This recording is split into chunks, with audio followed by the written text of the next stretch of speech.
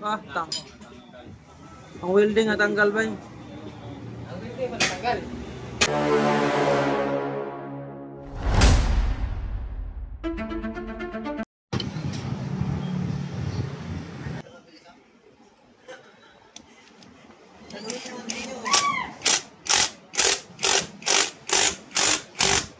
Agoy, hindi talaga.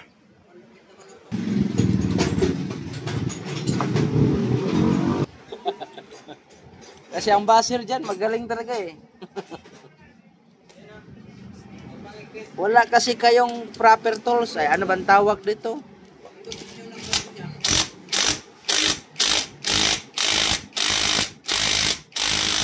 Agoy. Ito, sobra. Oh, sige. Weldingan mo talaga yan, bay. Tira.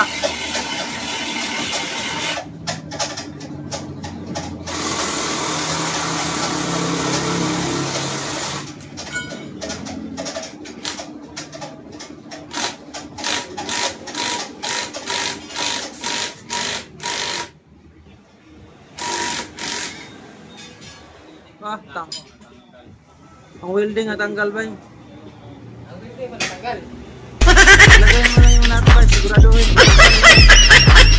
Baba. Ito, malakas. I-welding mo na yan. Magkano labor mo yan, bay? 5,000? Huwag yung overprice ba yan? Masyado mataas.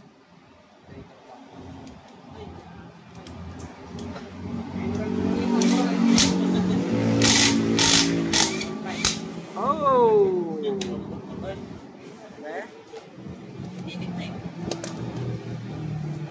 Tingnan mo, masal-sal ba eh. Pasukan mo nut, yung nut niya. Mulubo kasi yan. Ah, very good. Pamasin siya pa lang bay, pabayaran na yung poler. Magkano yung poler bay? 2,800? Oh, no, no, no, no.